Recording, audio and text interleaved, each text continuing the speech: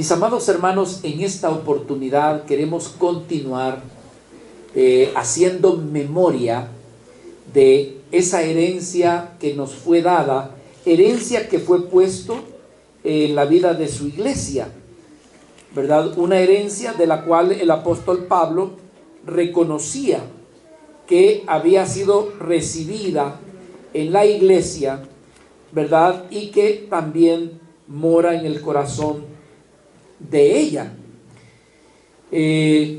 Pero como yo decía la vez anterior, hay veces que nosotros recibimos herencia, pero la malgastamos. Un señor decía, como no le costó, dice, le fue más fácil malgastarlo que conservarlo. También nosotros, amados hermanos, recibimos herencias, pero que son de tipo espiritual. Y al igual que la material, podemos recibirla, pero también podemos despilfarrarla o podemos descuidarla. El texto que habla de la herencia, hay por lo menos 3-4 pasajes en la Escritura que nos habla de la herencia que hemos recibido. Por ejemplo, quien escribió en el libro de los Hebreos nos habla de que era necesario de que aquel que era el testador muriera para que nosotros recibiésemos la herencia de aquel que dio ese testamento. Y nosotros hemos recibido esa herencia. Ahora bien, hermanos, el apóstol Pablo también hablaba de la herencia que mora en los santos, es decir, en nuestro interior, hablando de la persona de nuestro amado Señor Jesucristo. Por favor, una vez más, para tener un inicio escritural de lo que queremos hablar. Efesios capítulo 1, versículo 16, 17 y 18. Pablo estaba hablando que él oraba por la iglesia a fin de que la iglesia pudiera tener entendimiento de cuál es la herencia que la iglesia había recibido. Mis amados hermanos, nosotros podemos estar congregados y estar hablando de las cosas divinas, de las cosas preciosas de Dios, y sin embargo, algunos podemos carecer de la facilidad de comprensión de lo que se está hablando. Y otros que tienen los sentidos espirituales más desarrollados, que tienen los sentidos espirituales más ejercitados, cuando ellos escuchan una palabra, ellos logran ser ministrados y edificados porque logran ver a Cristo en esa palabra. Aquí en el versículo 16, Pablo decía: no ceso de dar gracias por vosotros, haciendo memoria de vosotros en mis oraciones. Pablo, ¿cuál es el motivo de tu oración? Para que el Dios de nuestro Señor Jesucristo, el Padre de gloria, os dé espíritu de sabiduría y de revelación. ¿En qué? En el conocimiento de Él, es decir, de la persona de Cristo, alumbrando los ojos de vuestro entendimiento. Y aquí viene: para que sepáis cuál es la esperanza a que Él os ha llamado, y para que sepáis cuáles son las riquezas de la gloria de su herencia en los santos. Si usted dice: ay, yo soy un acabado, yo no tengo nada, mi papá no se acordó de mí, no me han dejado, deudas me dejó de herencia mi papá. Yo te tengo una noticia: si tú verdaderamente eres un hijo de Dios, eres una hija de Dios, Dios te ha dado una gran herencia, y es la vida de su Hijo Jesucristo en ti. Y no hay cosa más hermosa que esa herencia tú se la puedas transmitir a tus hijos. Esa herencia, alguien puede decir: mira, hijo, no te dejo, no tengo nada que dejarte. no tengo nada, no tengo. Yo vine a este mundo, solamente una herencia te puedo dejar: la vida de Cristo. Permíteme hablarte del Señor. Permíteme compartirte. Yo he estado orando por ti por años, porque quiero dejarte la herencia más grande que yo he recibido: la vida de mi Señor Jesucristo. Que tú, hermanos, antes de morir, le dejes esa herencia que has recibido, se la dejes a otro. Así que, hermanos, empieza a orar por decir: Señor, permíteme, dame la gracia de compartir la herencia que yo he recibido. ¿Por qué estoy hablando de la herencia? Amados hermanos, cuando sabía que venía el día de la celebración o de la remembranza de la Reforma, meditando yo en la Reforma, vino la palabra que se llama herencia. Y la Reforma, por así decirlo, es la herencia que no dejaron aquellas vidas, hermanos, que estaban tan apasionadas, tan enamoradas por el Señor, que decidieron perderlo todo: su prestigio, su postura eclesiástica y algunos hasta su propia vida, por mantener la verdad de Dios y por enseñar la verdad de Dios. Estuvieron dispuestos a dar su vida. Y entonces, hermanos, ese entendimiento que ellos adquirieron lo han dejado de herencia a lo que se conoce hoy como la iglesia cristiana. Y como yo decía la vez pasada, llámesele evangélica, llámesele protestante, llámesele los hermanos separados, como usted quiera. Pero, hermanos, a ellos se ha dejado esta herencia. Y no es una herencia que ellos la crearon, simplemente la recibieron, la guardaron con celo y lucharon por transmitirla a los demás. Así que, hermanos, yo no sé, ¿verdad? Yo quiero hacerle una pregunta. ¿Hay algo que le haya acontecido a usted en su vida que usted haya dicho: esto ha trascendido fuertemente en mi vida a partir de este momento? O que usted pueda decir: hay algo en mi vida que yo recuerdo que nunca se me va a olvidar y que hasta el día de hoy, aún en mis pensamientos, me acompaña. ¿Tiene usted algún recuerdo bien fuerte, marcado, hermano? Levante la mano. ¿Es lindo? Alguien dice: el día de mi graduación, yo jamás lo voy a olvidar. El día en que yo comencé, ¿verdad?, con mis estudios. Otros pudieran decir: bueno, para mí marcó el día de mi boda. Yo tengo tan claro ese día. Y entonces le ha marcado a usted en su corazón el día de mi boda. Amén, dicen unos. Y otros dicen: espero que usted diga. O el día en que usted fue mamá o papá, lo marcó. Yo me puse todo nervioso cuando me dijeron que ya había nacido mi hijo.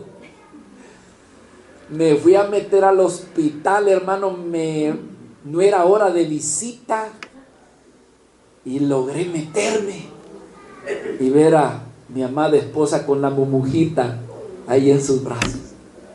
¿Qué te ha marcado? ¿Qué cosas marcan? ¿Qué cosas han sucedido en tu vida que pudieras decir es un parteaguas? Quizás el día que tú tuviste un accidente y te guardaste, o sea, Dios te guardó. Y dices: no, si mira, todavía tengo las heridas, tengo la cicatriz. ¿Qué cosas marcaron?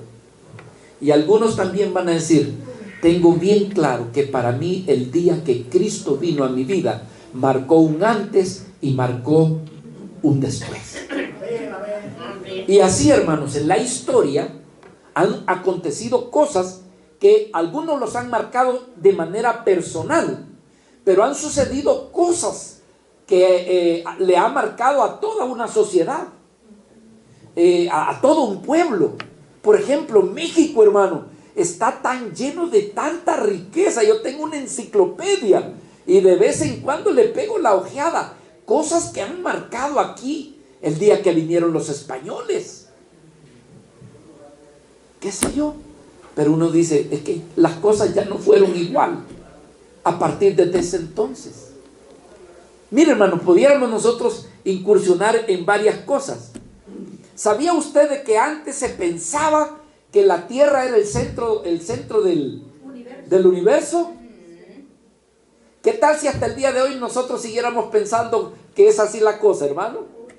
Estaríamos requete atrasadísimos, con una gran ignorancia, hasta que apareció Nicolás Copérnico y él trajo otra idea. Él dijo, no, la Tierra no es el centro, pero esto le trajo problemas a él, porque ustedes saben que la iglesia decía, no, no es así. Pero él fue el que realmente inició, y de ahí vino Galileo Galilei, ¿y quién otro?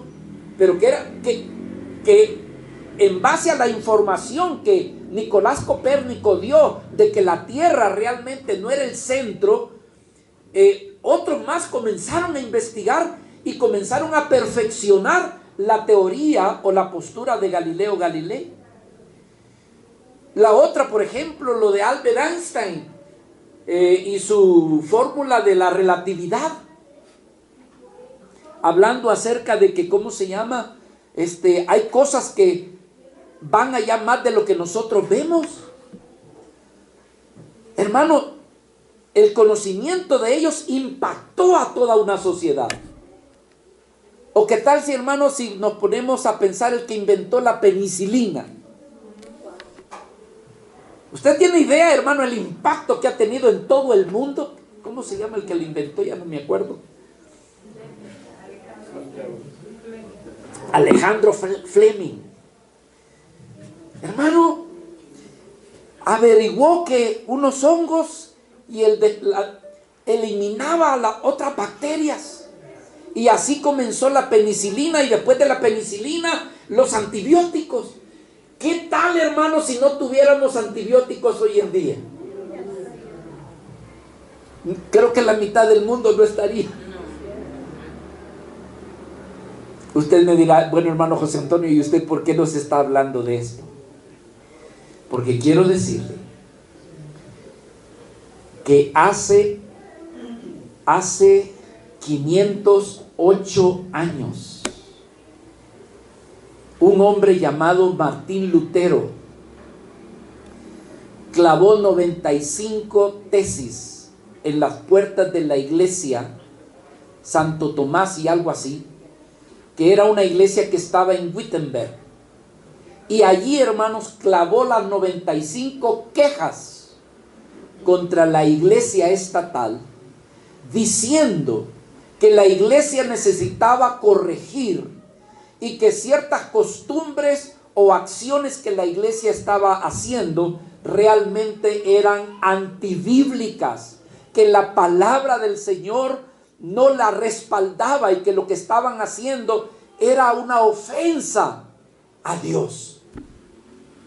Y por supuesto, alguien diría, pero hermano, y esa es la otra situación, hermano, porque algunos piensan que Martín Lutero fue el que comenzó la reforma. No, hermanos, ya cientos de años atrás de Martín Lutero, ya habían hombres, algunos sacerdotes, otros eran teólogos, que, hermanos, al venir a las Sagradas Escrituras, descubrían que las costumbres o las acciones que la iglesia estatal o la popular estaba haciendo de parte de Dios, realmente la palabra de Dios no la respaldaba, y que incluso habían algunas acciones que habrían de ser consideradas hasta pecaminosas. Por ejemplo, en los años 1324 apareció un hombre, antes de Martín Lutero. Martín Lutero, estamos hablando de los años 1517, porque todos dicen, ay, los protestantes no existirían si Martín Lutero no hubiera aparecido. No, no es, hermano, no es así. Habían muchos otros antes que Martín Lutero apareciera, que ya se estaban manifestando. Lo único que a esos los mataron. Martín Lutero quedó vivo, por eso es que, ¿me entiende? Año 1324, un teólogo inglés. Pero aún antes de ese, Pedro Baldo, los valdenses, año 1140. Fíjese, estamos hablando de Martín Lutero, 1517. Pero estos son antes. Pedro Baldo, de donde todavía, oiga, todavía la iglesia de los valdenses, hasta el día de hoy, todavía está. La comenzó Pedro Baldo. De ahí apareció Juan Wycliffe, un teólogo inglés, en el año 1324. También, hermano, mostrando, señalando que lo que se estaba haciendo era incorrecto. De allí apareció un teólogo rector de la Universidad de Praga, Juan Hus, año 1369. Lo quemaron. Lo quemaron, hermano. Juan Pablo II tuvo que pedir perdón. Hermano, cuando Juan Pablo II estuvo ejerciendo en su papado, él pidió perdón por haber quemado a Juan Hus. Pero estos eran antes de Martín Lutero. Pero todos, no, hermano, desde antes de Martín Lutero ya hubieron otros. William Tyndale, año de 1494. Fue un erudito, conocedor del griego y del hebreo. Fue un biblista, lingüista inglés, que comenzó o prácticamente se convirtió en una figura destacada dentro de la Reforma, y después lo ejecutaron. Jerónimo Savonarola, año 1452, fraile dominicano, italiano y predicador en Florencia, lo excomulgaron. Y luego aparece Martín Lutero, un monje alemán, en el año de 1517. Pero hermanos, él no era el único. Entonces, ¿por qué sobresalió Martín Lutero? Porque no lograron matarlo, sino que el gobernante de Sajonia lo guardó, lo cubrió, porque ya habían sentenciado matarlo. Pero hermanos, este gobernador de Sajonia, que le tenía tanto afecto a Martín Lutero, lo guardó, hermanos, y pasaron meses que nadie supo de Martín Lutero. Lo raro es que aparecían escritos y decían, pero si ya Martín Lutero ya se murió, no está vivo. Pero las escrituras seguían. Entonces, hermano, finalmente lo llaman para que fuera a dar cuenta de lo que él creía, o más bien que se retractara. Pero Martín Lutero decidió, hermanos, no retractarse. Él decía una sola cosa. Yo decía, esta fue la declaración de Martín Lutero cuando estaba en una reunión de gobernantes y de religiosos, y le pusieron todos sus libros y le dijeron: Martín Lutero, te retractas, solamente di que sí. Y él les dice: permítanme explicarles, allá hay escritos que necesitan explicación. Entonces le dijeron: no, solamente queremos que digas si te retractas o no te retractas, porque si no te retractas, pues ustedes sabían qué es lo que hacía la iglesia en aquel entonces. ¿Saben qué es lo hermoso de todo esto, hermanos? Que todas estas personas que yo les he mencionado, escuchen, ellos estaban dispuestos a dar su vida por la verdad. Y nosotros, hermanos, que solamente porque el vecinito nos critica que nosotros somos protestantes, ya nos quedamos callados, ya nos apachurran.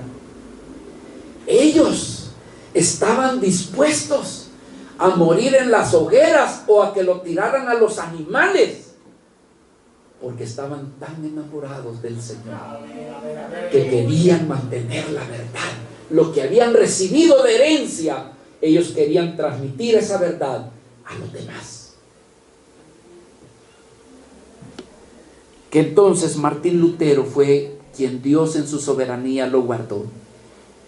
Y lo otro, como yo les dije, apareció el internet de aquel entonces, que era la imprenta. Y al aparecer la imprenta, entonces, hermanos, la palabra comenzó a correr por todos lados.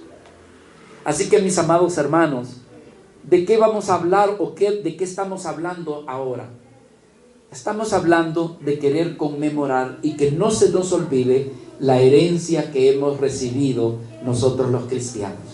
Que han habido vidas que pagaron con el precio de su sangre, así como nuestro amado Señor Jesucristo en la cruz del Calvario tuvo que morir para dejarnos en su testamento la vida eterna.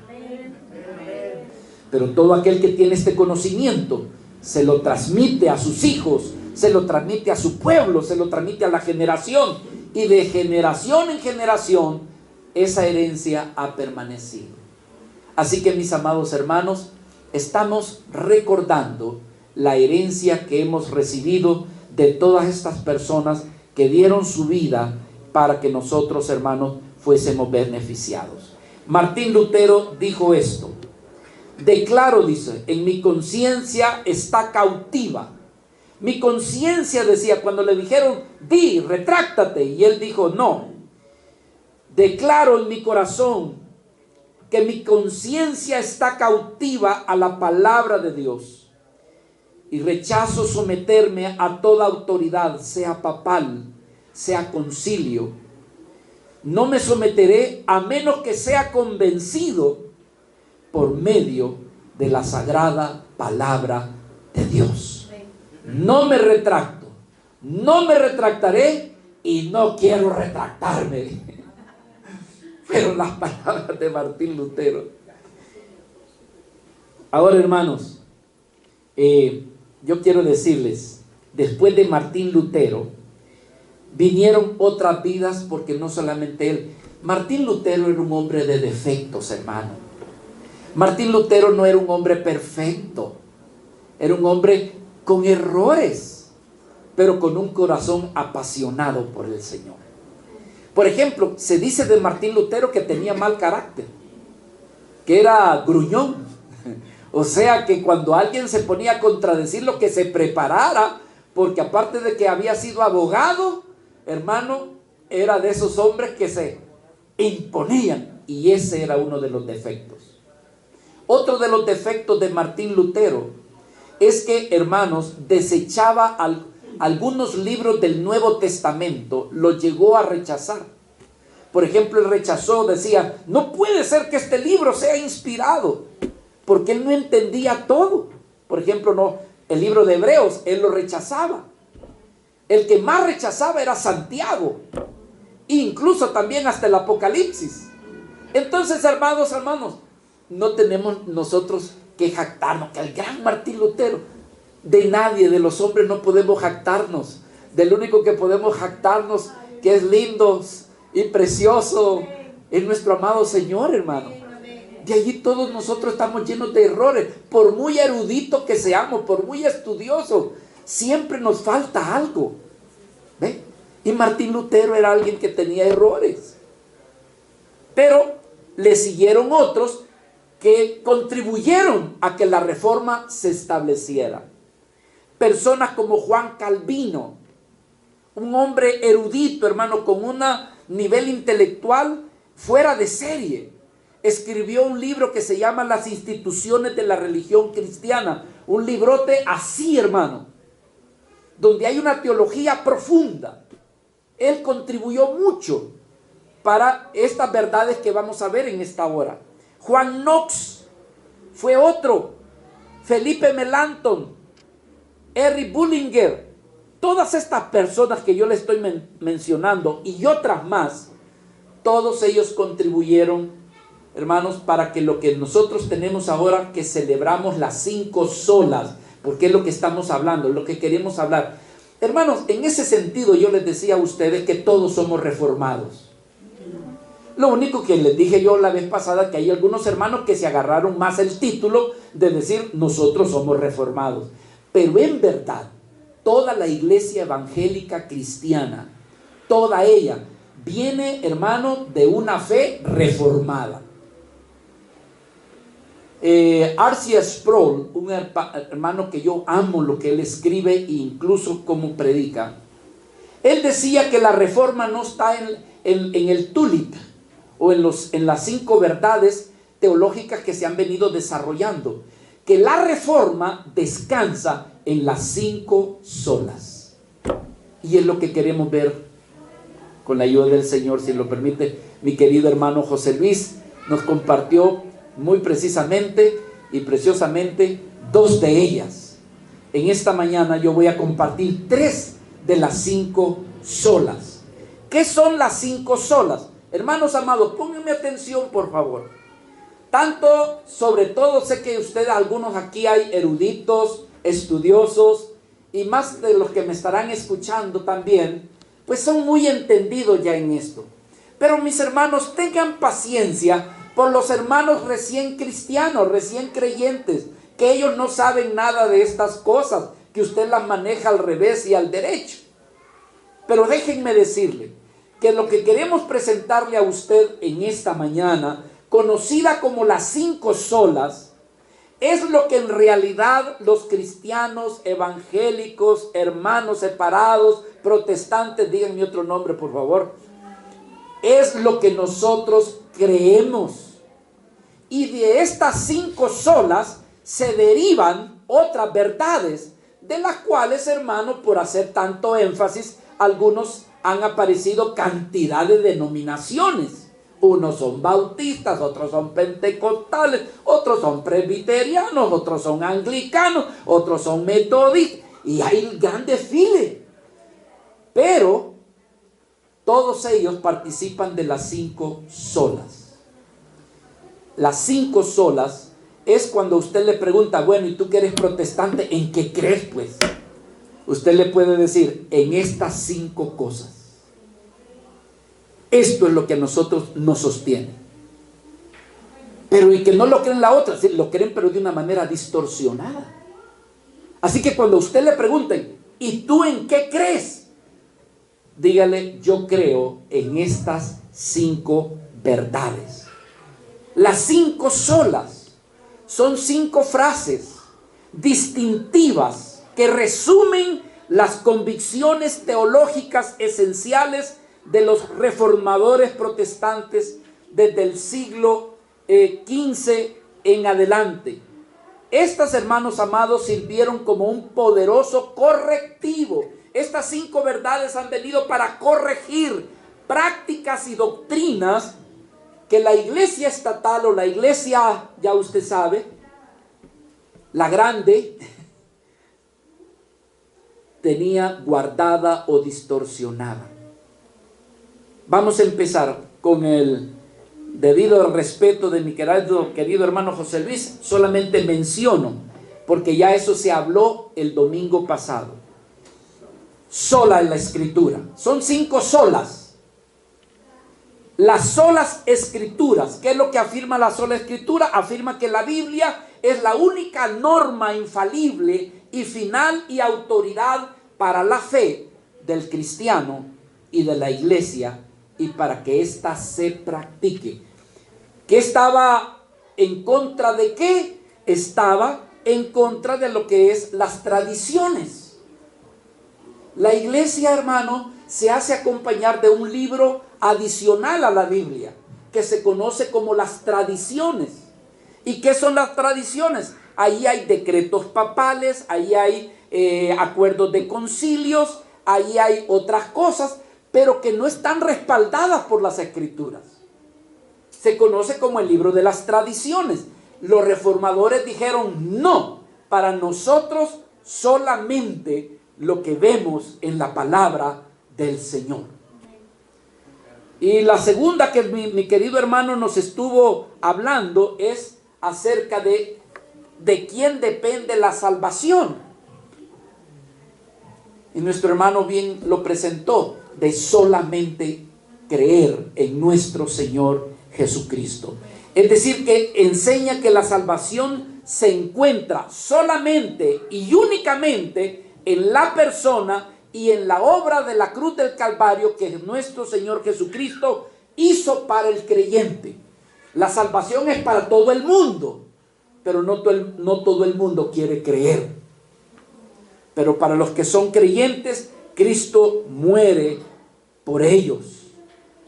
Esto en contradicción, ¿verdad?, de que la iglesia estatal se oponía a estas ideas, porque ellos decían que para que usted sea salvo necesita mediadores. O sea, usted para llegar al cielo necesita hacer varias estaciones, varios mediadores. Y la principal mediadora, ¿sabe quién es?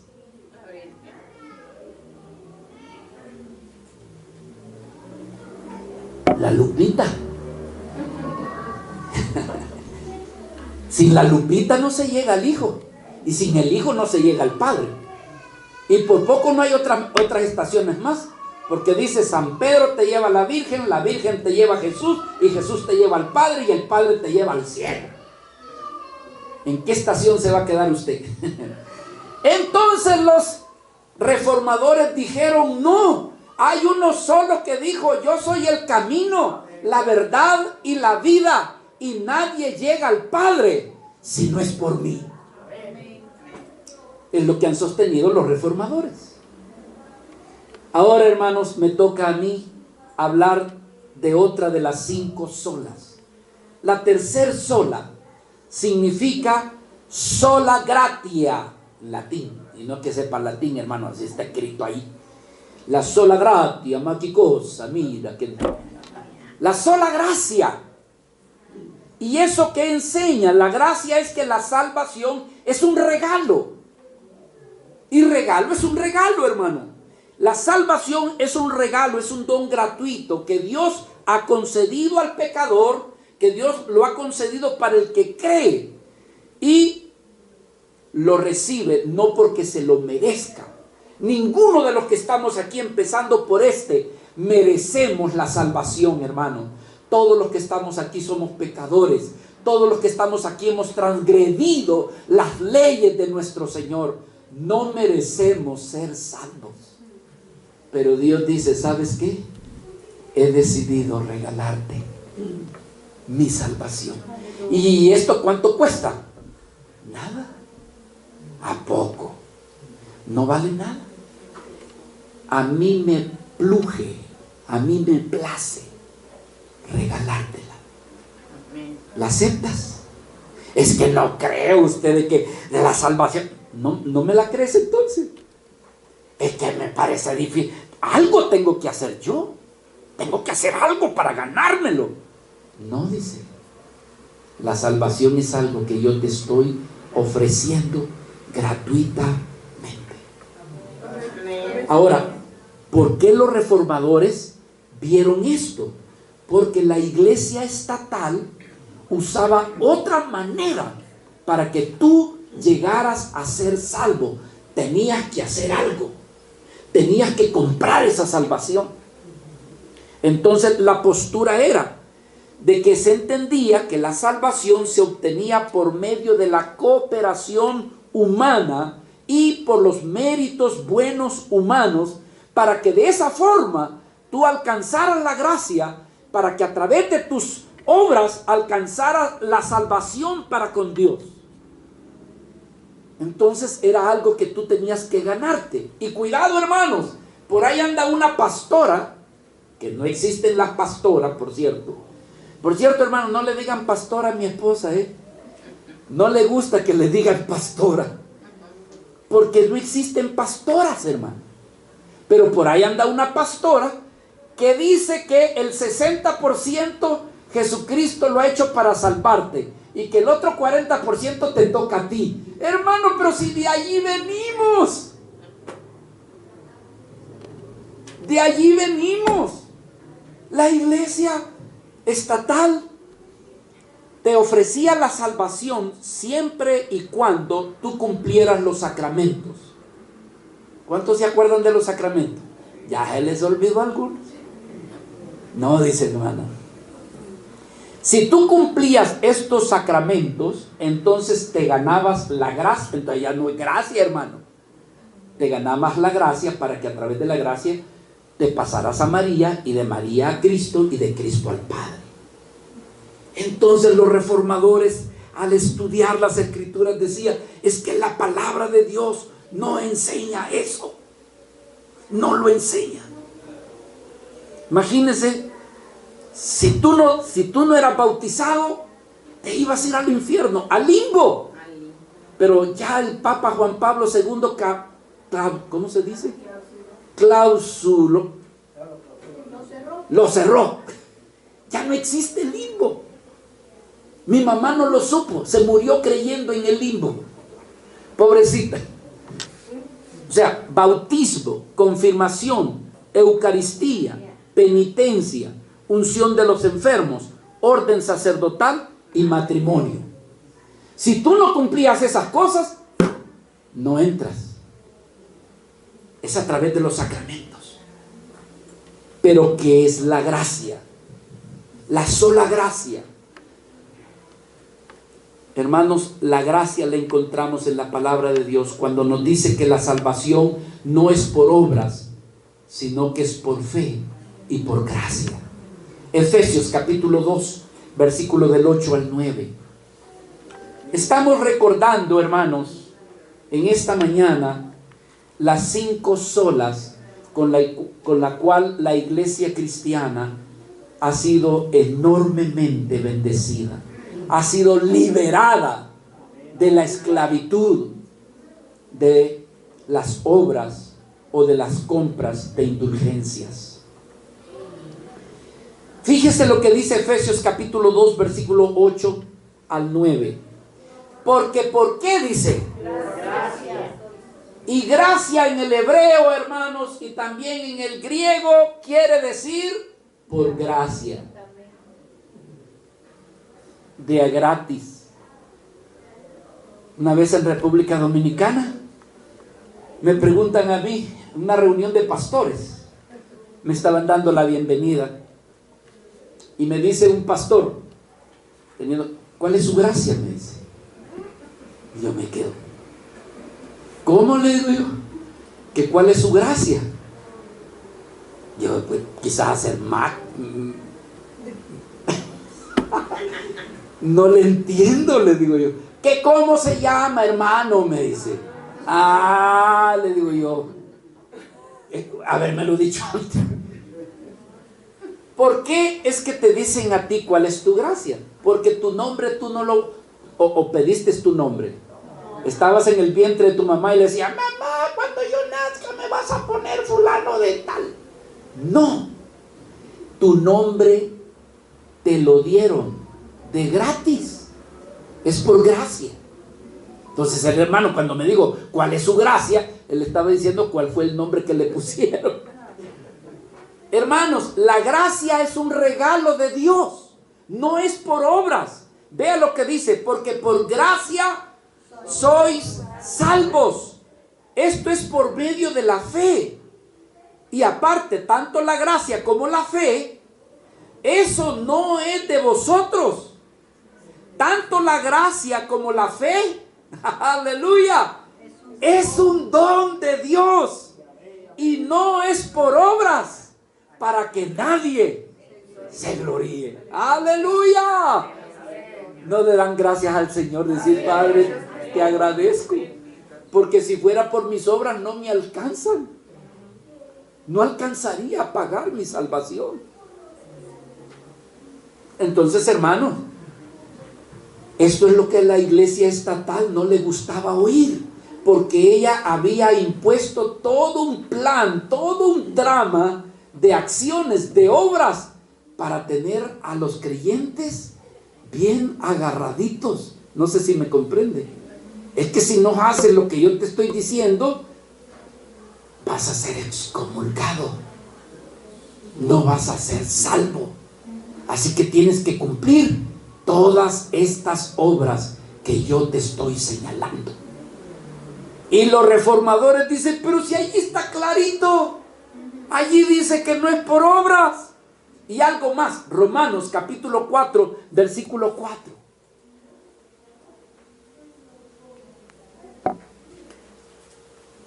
Pablo está diciendo, si tú te piensas ganar la salvación por obras, entonces ya no hay gracia.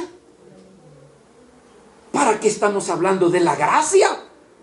Fíjese el arguir del apóstol Pablo. Pero al que obra, no se le cuenta el salario como gracia, sino como una deuda, hay que pagarle. Mas al que no trabaja, mas al que no obra, pero lo único que hace es creer. Mas al que no obra, pero lo único que hace es que sí cree en aquel que justifica al impío, entonces sucede una fórmula, que su fe le es contada por justicia. No hiciste buenas obras, pero mi hijo las pagó para que si tú crees, seas justificado. Tú no hiciste nada bueno, al contrario, has hecho todo lo malo. Sin embargo, tú has creído en mi hijo que murió por tus pecados. Entonces, esta tu fe le es contada por justicia. Entonces, ya no es por obras. La salvación es por gracia. Número 4. En esto creemos, hermanos, y esto lo hemos recibido de herencia de todos estos reformadores que dieron su vida por defender la verdad. Sola fide, solamente por la fe. Su concepto, hablar de lo que es la fe, es que esta postura teológica o bíblica afirma que la justificación, es decir, el hecho de ser declarado justo delante de Dios, el hecho de verme sin pecado delante de Dios, es algo que yo lo recibo solamente y solamente por medio de la fe en aquel que murió por mí en la cruz del Calvario. Al tener yo fe en mi Señor y ver que Él murió por mí en la cruz del Calvario, por mis errores, por mis faltas, por mi pecado, y al venir yo delante de Él y decirle: Señor, yo creo que tú has muerto por mí, esa vida ante los ojos de Dios es justificada. Es justificada. Ahora, esta declaración va en contra, ¿verdad?, de la idea que tú podías comprar indulgencias para salvarte. Recordemos lo que estuvimos viendo el domingo pasado, de cómo la historia nos habla. Por supuesto, estamos hablando de la época de la Edad Media, estamos hablando de la época del inicio del modernismo, que el Papa León X veía que los reyes tenían grandes castillos, y los castillos adornados de preciosas pinturas. Además de esto, los reyes se hacían de cantores, de músicos, y era la época del Renacimiento, era la época del arte, era la época de la belleza, era la época de...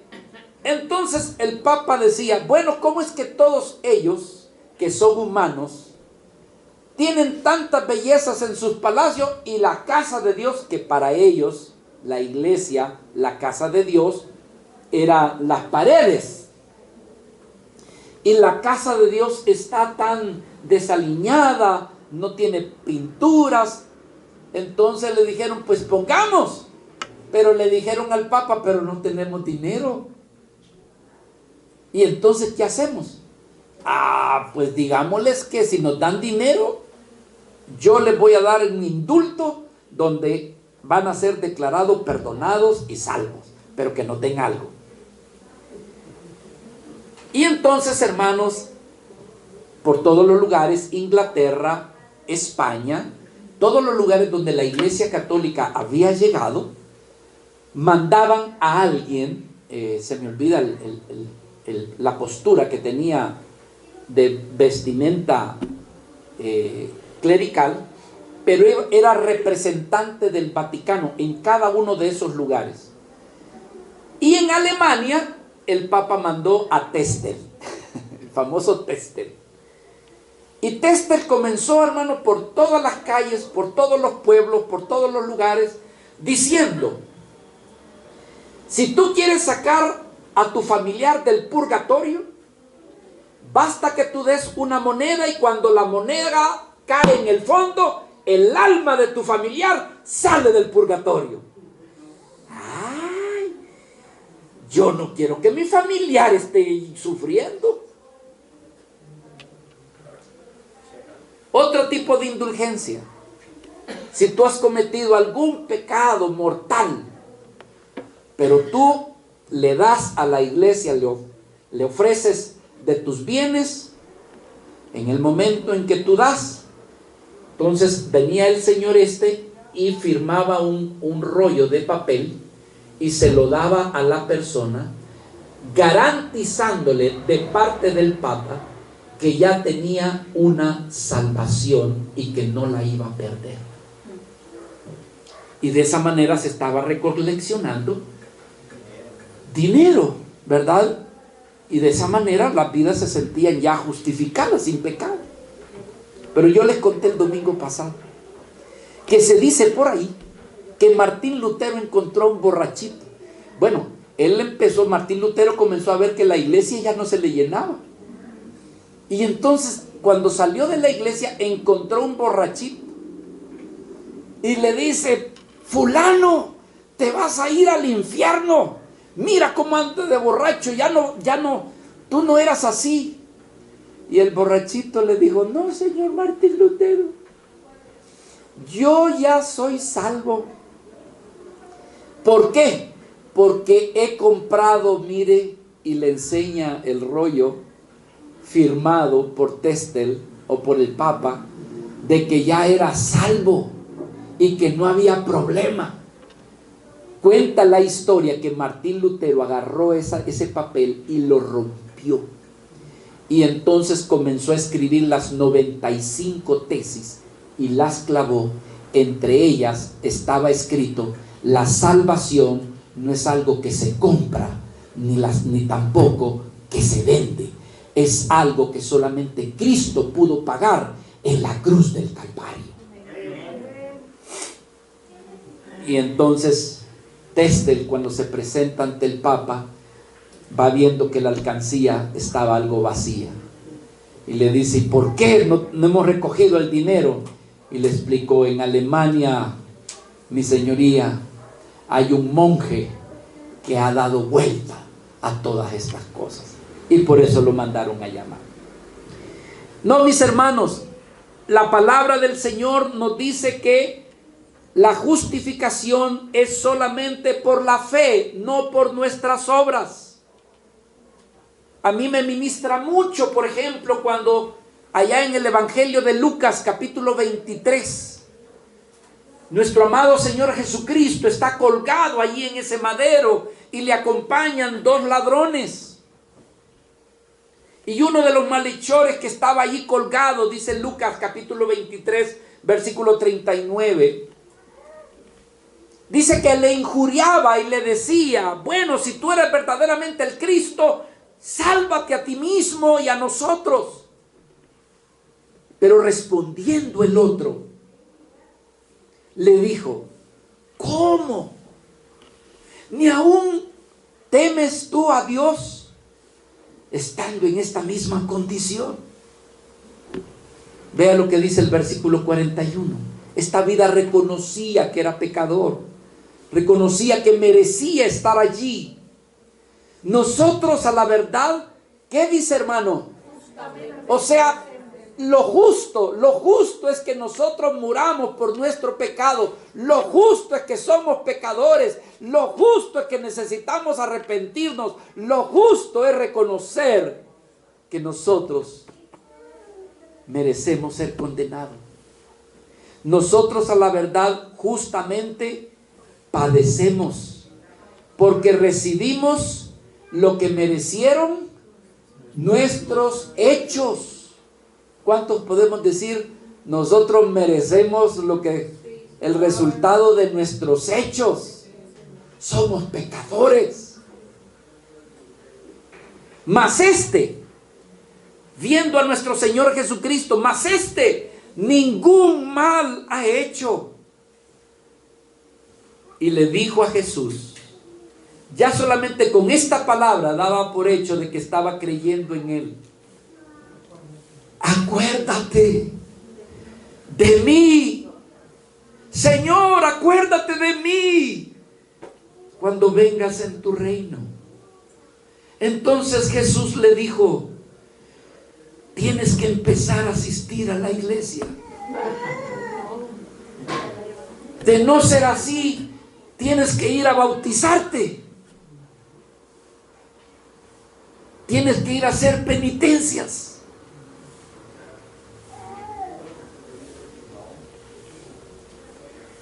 ¿Qué fue lo que le dijo el Señor?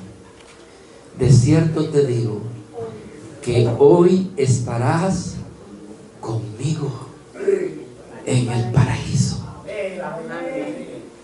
Es porque tú has creído. Es por fe.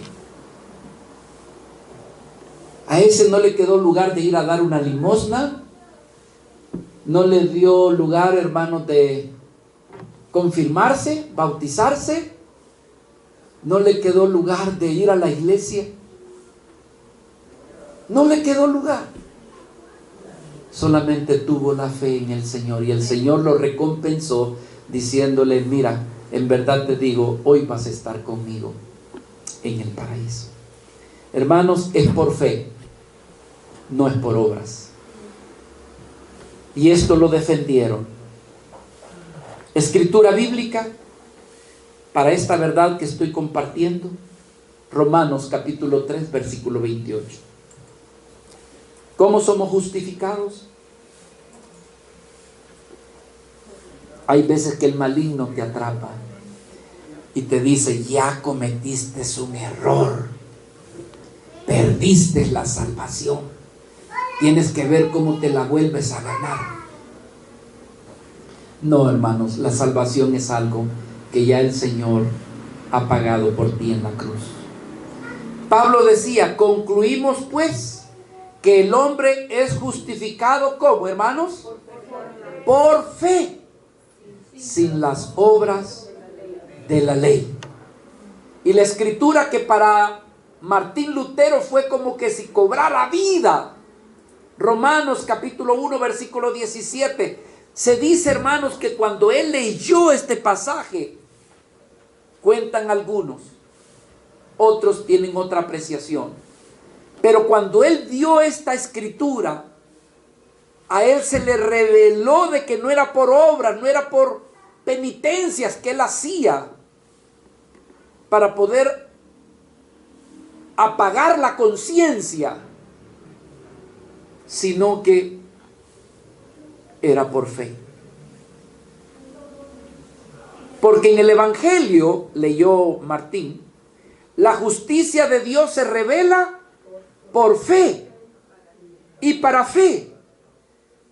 Entonces, si esto es así, como está escrito, más el justo, es decir, el que ha sido justificado, a partir de este momento, por la fe, vivirá. No por sus obras, ni por obras de la ley, sino por la fe. Teniendo también más sentido, o no es que tenga más sentido, sino ampliando la verdad, cuando Pablo dijo, por gracia sois salvos, ¿por medio de qué? De la fe.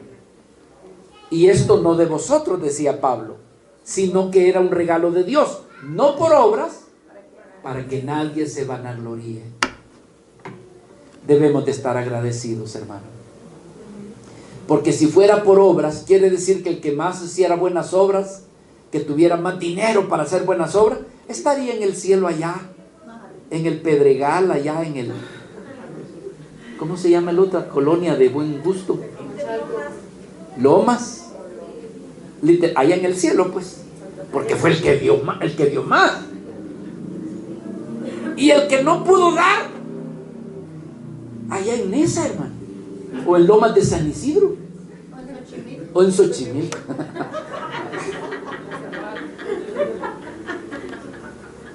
Entonces Dios dijo, no, aquí no va a ser por obras. Aquí no se va a entrar por obras. Aquí se va a entrar por fe, por gracia, por aquel que haya creído en mi Hijo Jesucristo. Y esta, hermanos, es el fundamento de las 5 solas. Y es la última que quiero ver con usted. Soli Deo Gloria. Solamente a Dios la gloria. Es decir, lo que debe de ser motivo de vida de la iglesia, del cristiano, del creyente, debe de ser una sola cosa. Y es vivir para la gloria de Dios. Vivir para la gloria de Dios. Que todo lo que hagas tú como cristiano, tu sacrificio, tu amor, tu deseo de vivir, lo hagas para una cosa. Para que tu Padre, tu Dios, tu Señor, tu Salvador, Él sea el exaltado, Él sea el glorificado. Nacimos para la gloria de Dios. Cuando tú vives para la gloria de Dios, muchas de las cosas, muchos de tus problemas, hermano, son allanados. Cuando comienzas a vivir para tu Señor, para la gloria de Él. Entonces, esta quinta verdad, que es solamente a Dios la gloria, lo que enfatiza, o los reformadores veían por las Escrituras, es que toda la adoración, todo el servicio y la dedicación de tu vida como cristiano deben de estar dirigidos hacia un solo lugar: buscar la gloria de tu Señor. No tu gloria. Tu gloria o tu vanagloria, ese es tu enemigo. Porque tú fuiste creado, fuiste diseñado o fuiste diseñada para que tú vivas para la gloria de Dios. Y cuando eso sucede, hermano, tu corazón comienza a experimentar, dijéramos, hermanos, las arras de los cielos en tu alma. Los principios de lo que Dios te va a dar cuando tú estés en su presencia. Entonces, por supuesto, esta declaración era opuesta a la práctica de la iglesia de aquel entonces.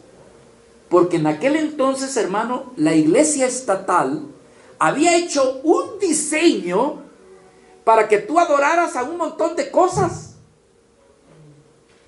Adoraras a Pedro, a Juan, a Pablo, también a María. Y de paso, al Papa también. Que tú lo adoraras. Que cuando tú llegaras donde Él,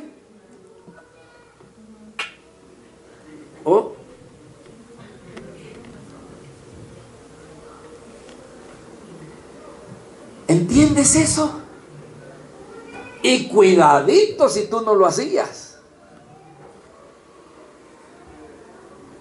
De eso nos ha librado la palabra de Dios mostrada por los reformadores. A un solo Dios adorarás, a Él solamente le servirás. Solamente a Él. Tú vas a vivir para la gloria de Dios. No, pero ¿y qué va a pasar? ¿Se va a resentir San Pedro? O el que soluciona los problemas, ¿cómo se llama aquí, hermano? Judas. El que allí el señor Símil anda promoviendo. Judas, el de las misiones imposibles. Ahí lo andan paseando para arriba y para abajo, hermano. Pero cuando tú vienes al conocimiento de la palabra, es como que te barriera tu mente, es como que te limpiara y te diera el verdadero entendimiento. Hermano, ¿Qué hacemos o qué hace la humanidad postrándose a los pies de otro hombre? ¿Qué hace la gente, hermano? ¿Qué hace? Vean, déjenme encontrar. Paciencia, por favor, hermano. Libro de los Hechos.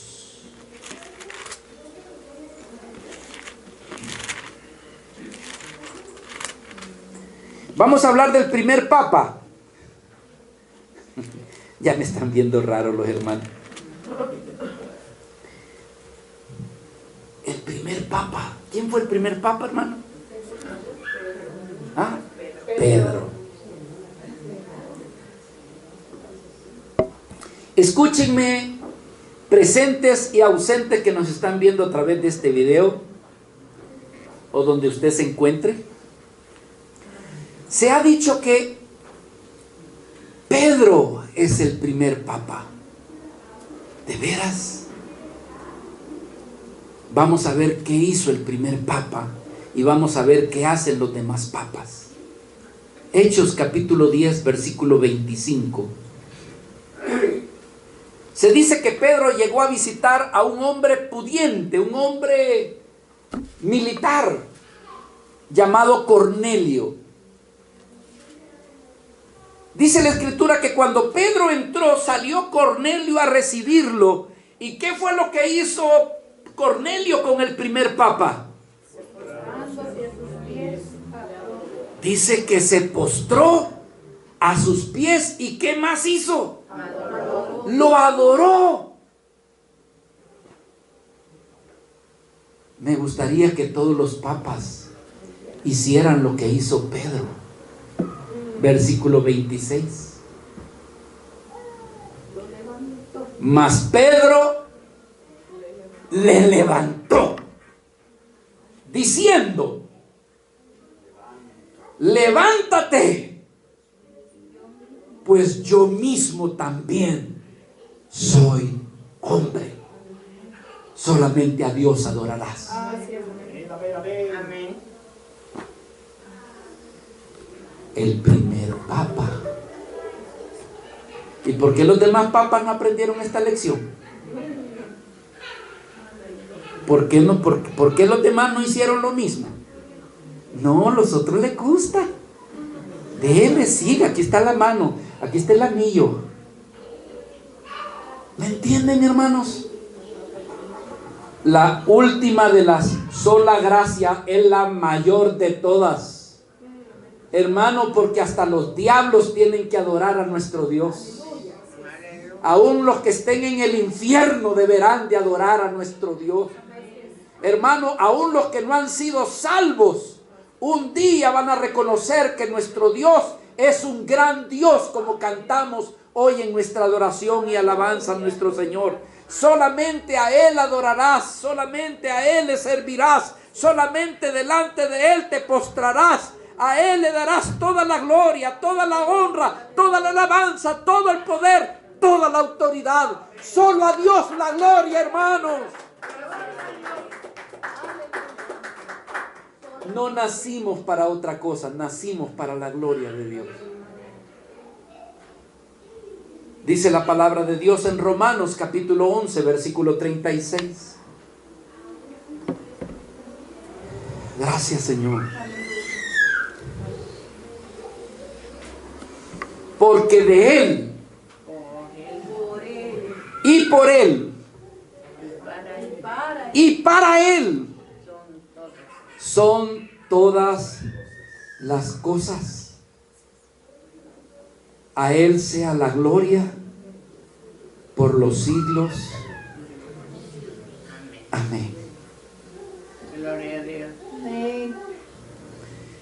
Que tú alcanzaste un título universitario, que tú le puedes decir: yo no he alcanzado esto si no fuera porque de alguna forma Dios me ayudó.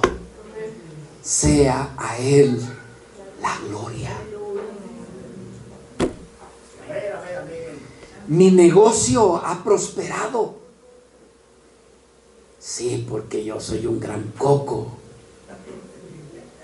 Sé de matemáticas financieras. Sé de administración de negocio. No, hermano.